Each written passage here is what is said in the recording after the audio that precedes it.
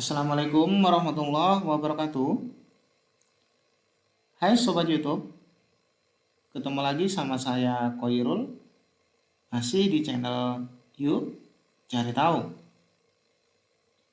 Oke Sobat, pada kesempatan kali ini saya mau berbagi terkait banyaknya penerima bansos yang ada di DTKS itu dinonaktifkan sementara atau bahasa lainnya itu dorman. Info ini udah menyebar banyak ya, jadi teman-teman harus cek datanya teman-teman tuh masih aktif atau udah dinonaktifkan. Seandainya tiba-tiba berubah nonaktif atau nggak ditemukan, kira-kira penyebabnya apa dan solusinya gimana?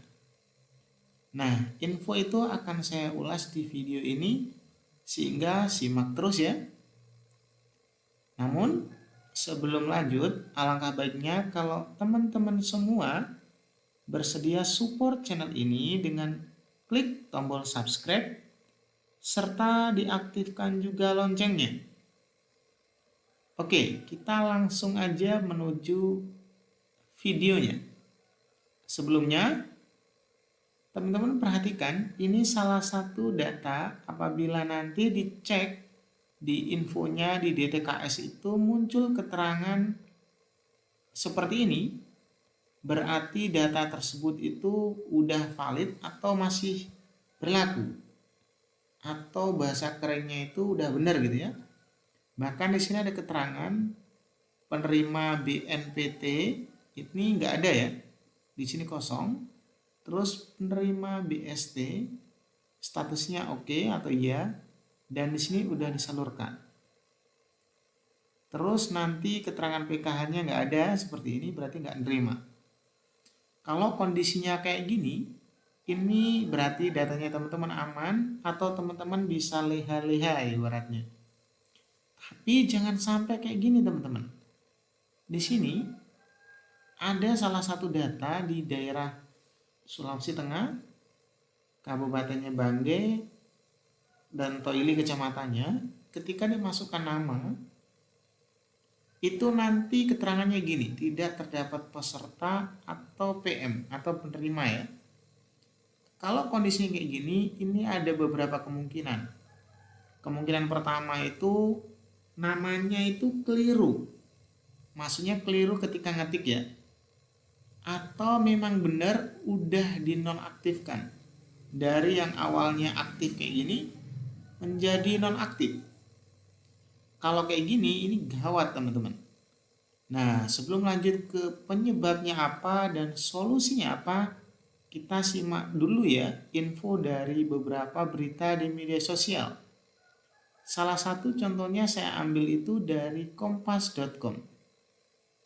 Menteri Sosial Tri Risma Maharani mengatakan ya, pihaknya memperbaiki data terpadu kesejahteraan sosial atau yang biasa disingkat dengan DTKS ya, untuk penerima bantuan program Keluarga Harapan atau PKH dan bantuan langsung tunai atau BLT.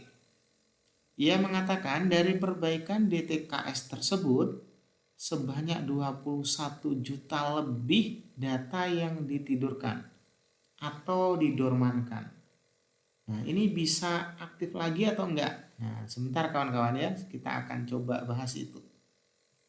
Pada 1 April 2021, karena ini sebagai dasar untuk kami memberikan bantuan, maka kita memutuskan dengan keputusan Kemensos nomor 12 garing HUK garing 2021 sehingga menjadi new DTKS. Artinya ada data baru di DTKS ya. Kata Risma dalam konversi pers secara virtual. Dengan new DTKS kita melakukan pengontrolan data hingga ada hampir 21.156 data yang kita tidurkan. Artinya yang pertamanya itu aktif gitu teman-teman ya, kemudian dinonaktifkan sementara. Ini di luar yang ada tambahan atau perbaikan. Ini baru yang nonaktif aja 21 juta. Angka ini sebenarnya sangat besar teman-teman ya. Ibu Risma mengatakan bahwa sebanyak 21 juta itu data ditidurkan merupakan data ganda penerima bansos sehingga pihaknya melakukan perbaikan data DTKS.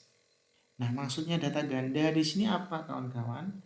Ini kadangkala di Capil kalau teman-teman mau lihat itu banyak sekali ada data yang double. Salah satu contohnya ketika udah meninggal orangnya belum terupdate atau habis melakukan pecah kakak gitu ya, sehingga ada double penerimanya. Untuk menghindari hal tersebut maka dilakukan pemutakhiran data. Dan dari adanya pemutakhiran data ini nanti sebenarnya adalah dampak positif yang akan muncul karena nggak akan ada orang-orang yang nggak layak tiba-tiba jadi menerima. Harusnya yang memang layak menerima jadi menerima ya.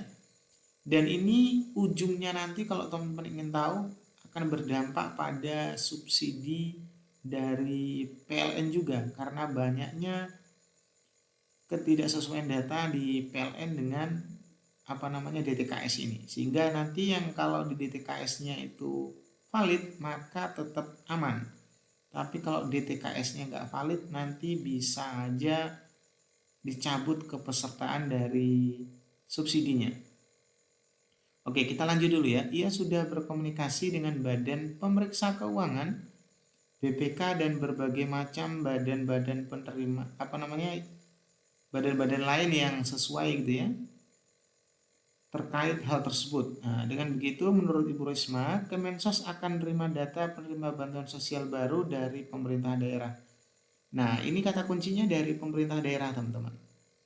Nah, jadi teman-teman ketika mengalami problem bahwa datanya tiba-tiba nggak valid atau dorman, segera lakukan ibaratnya cross check atau datang ke pemerintah daerah seperti RT, RW ataupun desanya masing-masing.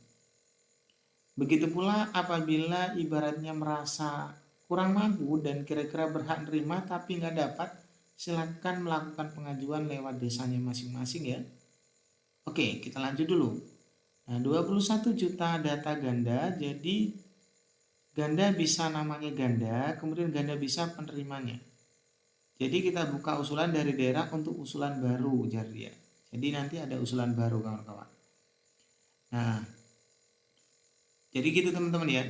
Kalau kita ulas lagi dari atas sampai ke bawah tadi, ini nih sebenarnya penyebabnya itu paling utama ada ibaratnya perubahan atau gandanya nama ataupun seperti NIK-nya gitu ya. Yang diakibatkan karena pecah kakak atau udah meninggal gitu. Nah, solusinya silakan datang ke pemerintah daerahnya masing-masing untuk perbaikan data maupun untuk pengusulan yang baru. Oke, sambil itu saya mau menunjukkan ya, nanti teman-teman bisa ibaratnya ngeceknya di mana teman-teman itu dapat bantuan atau enggak gitu di sini. Di https://2 cekbansos.kemensos.go.id. Nah, kita baca dulu ya. Lebih lanjut, Risma mengatakan setiap usulan baru disampaikan pemerintah daerah akan dilakukan pengecekan dan dipadankan dengan data kependudukan. Sehingga harus benar-benar sinkron gitu teman-teman. Jadi setelah diusulkan nggak langsung divalidasi, melainkan ibaratnya dicocokkan dulu baru divalidasi. Selain itu, masyarakat bisa memantau penerima bantuan sosial melalui website resminya, yaitu yang saya lingkarin tadi ya. Dan pengembangan fitur ini dilengkapi untuk usulan baru dan sanggahan atas data itu. Jadi siapapun bisa menyanggah, tetap akan kami cek dengan data dengan perguruan tinggi katanya. Nah, ini kayaknya ada sedikit kekeliruan mungkin ya. Mungkin harus sesuai dengan ibaratnya di yang Capil gitu. Oke. Nah, sekarang kita lihat dulu teman-teman. Kita lihat dari website resminya ini gimana tampilannya. Saya discard. Tadi saya sudah sempat buka ya. Oke, teman-teman masuk di sini ya. Cek bansos.kemensos.go.id. Nanti teman-teman pertama masukkan ibaratnya di sini provinsinya apa, terus kabupaten atau kotanya apa, kecamatan sama desanya. Terakhir itu isi nama sama ibaratnya captcha gitu ya. Misalnya saya isi nama saya. Misal aja ini ya. Nah, setelah diisi captcha-nya, kemudian klik cari. Kita tunggu sampai tampilannya menunjukkan hasil. Nah, kalau hasilnya benar maka akan tampil ya. Nanti di sana itu kita nerima apa aja. Ini kok lama sekali, apakah ini jaringannya? Saya coba buka YouTube dulu. YouTube masih jalan ya. Berarti sistemnya agak lambat memang. Oke, jadi caranya gitu teman-teman ya, masukkan data seperti ini. Nah, kalau yang lama di dtks.kemensos.go.id itu setiap kita cek nggak bisa ya, karena ada tulisan coming soon. Kayaknya ada problem. Dan saya juga sempat ngecek di Play Store tentang SIKS dataku itu ya. Ini ada beberapa keluhan dari teman-teman kita. Nah, 2 hari yang lalu saya cek masih terdaftar dan sekarang saya coba cek lagi, data tidak ditemukan. Nah, saya cek 2 nick yang termasuk penerima bansos tapi hasilnya tetap sama. Data tidak ditemukan, aneh gitu ya. Menurut dia ini karena aplikasinya, padahal memang tidak. Ada beberapa data memang yang dinonaktifkan. Jadi terbarunya silahkan cek di sini memang ya, dicek bansos.kemensos.go.id. Silahkan cek di situ. Oke teman-teman, mudah-mudahan info ini bisa bermanfaat atau menambah informasi ya. Seandainya bermanfaat, jangan lupa like-nya, komennya, dan share kepada yang lainnya. Sekian, terima kasih. Assalamualaikum warahmatullahi wabarakatuh.